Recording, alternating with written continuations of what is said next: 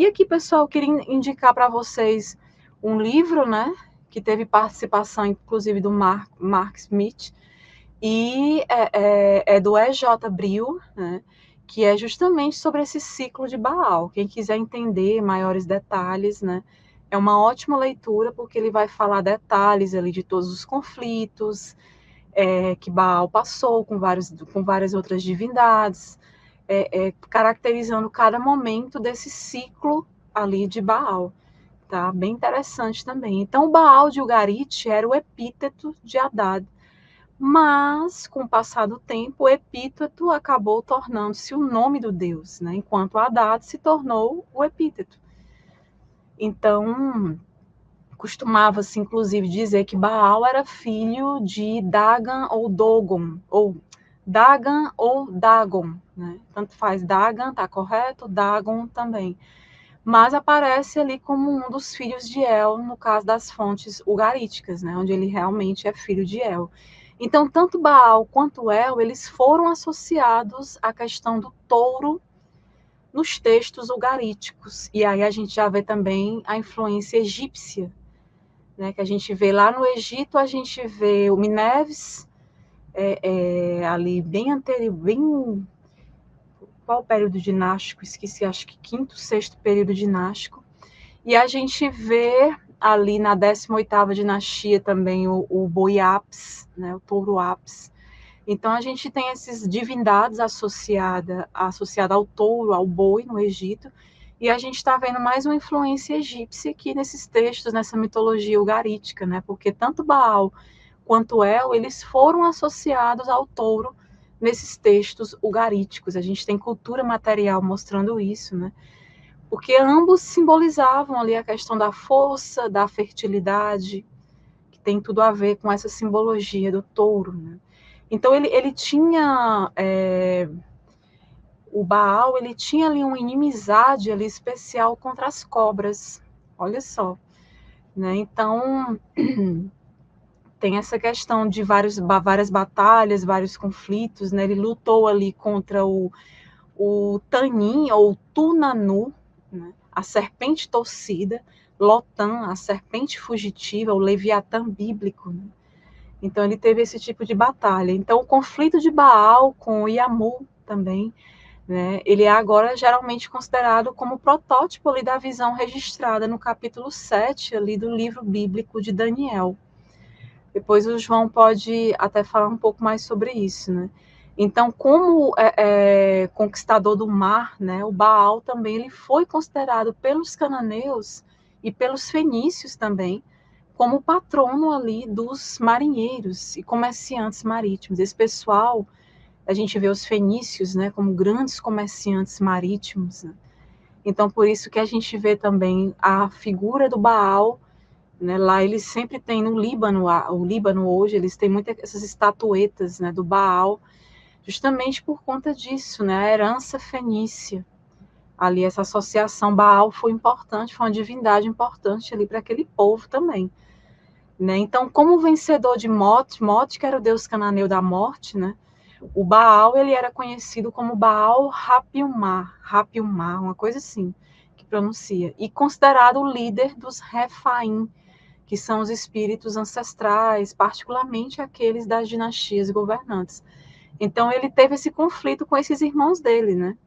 Com o irmão que era o deus do mar, né? Yamu, teve com esse outro que era o Mot, que é o deus da morte, né? Então ele teve com monstros marinhos, né? Ele passou ali por várias serpentes, né? Várias situações de conflitos. Então, de Canaã, a adoração ali de Baal se espalhou ali para várias regiões. A gente vê ali para o Egito, pelo Império Médio, mais ou menos, né, por todo o Mediterrâneo, seguindo ali as ondas de colonização fenícias da época, né, no início ali do primeiro milênio antes da Era Comum.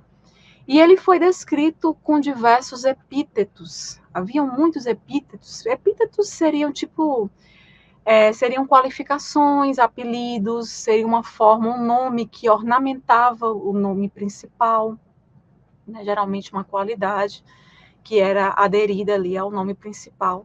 E antes de Ugarit ser redescoberto, né, supunha-se que estes epítetos que ele tinha na verdade, iriam se referir, seriam referências a outros deuses, deuses locais diferentes. Mas, na verdade, são todos epítetos do próprio Baal.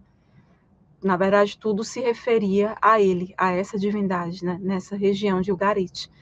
No entanto, pessoal, os textos de Ugarit, eles revelaram que eram ali considerados manifestações locais desta divindade, em particular ali análogas às manifestações locais, por exemplo, uma comparação aqui da Virgem Maria na Igreja Católica Romana.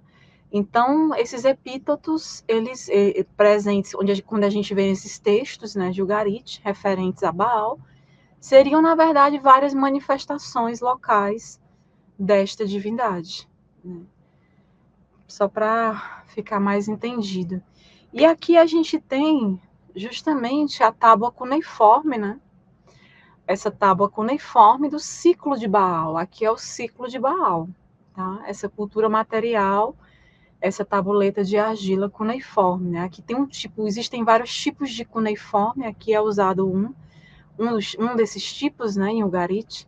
Então, pessoal, o ciclo de Baal é um ciclo ugarítico de histórias mitológicas sobre esse deus cananeu Baal, um deus que está relacionado à questão do clima, tempestades, chuvas, está associado à fertilidade também. E é um dos textos de Ugarit, ele está datado ali de 1500 a 1300 antes da Era Comum. Tá? Esse texto, né, que a gente está vendo aí, o ciclo de Baal. Então, esses textos, eles envolvem conflitos de Baal com vários outros deuses, como eu falei, com monstros marinhos, inclusive deuses irmãos dele, filhos de El também, que ele começa a conflitar ali, ele entra em batalha com os irmãos porque ele quer ser o melhor, e ele realmente se consagra como o melhor e o chefe dos deuses, né? Porque ele vence essa turma toda.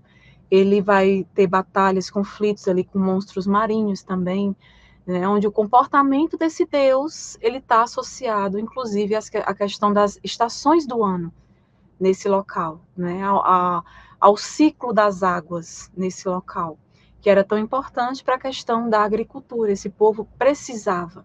Então, por isso que ele acabou substituindo El, acabou ficando ali em primeiro lugar, como é que eu posso dizer, preferido ali no panteão de deuses ugaríticos, e as pessoas começaram a se dedicar intensamente aos cultos a esse deus, a essa divindade. Então, o texto identifica ali Baal como o deus Haddad, né, a forma semítica ali do noroeste de Haddad. Então, as histórias, elas são escritas ali em ugarítico, né, que estão nessa cultura material, uma língua ali semítica do noroeste, né, escritas em cuneiforme abjad. O cuneiforme abjad, ele é um sistema de escrita no qual apenas as consoantes são representadas. Tá? Então, é um sistema diferente, né, onde a gente tem só a representação das consoantes, né, deixando os sons vocálicos para serem inferidos pelo próprio leitor. E isso contrasta ali com os outros alfabetos, né, que fornecem grafemas ali para consoantes, para vogais. Então, pessoal, essa cultura material ela foi descoberta em uma série de tábuas de argila encontradas ali na década de 1920 no Tel de Ugarit, né, o moderno ali Ras Shamra, Síria, 1920, né, situado ali na costa do Mediterrâneo, né, a Ras Shamra, que foi Ugarit, né, na região norte ali da Síria, inclusive poucos quilômetros ali ao norte da moderna cidade de Latakia, ou Latakia, e muito ali à frente da costa atual. E as histórias ali, essas histórias, né, que foram descobertas nessa cultura material, incluem o mito de Baal Alian, e a morte de Baal. Ele morre e ressuscita. Né? A gente vai ver isso, né, que tem toda essa história também.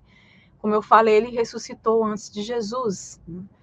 Uma correlação interessante. A gente já tinha um outro Deus aí ressuscitando. Vários, né? A gente tem Osíris também no Egito.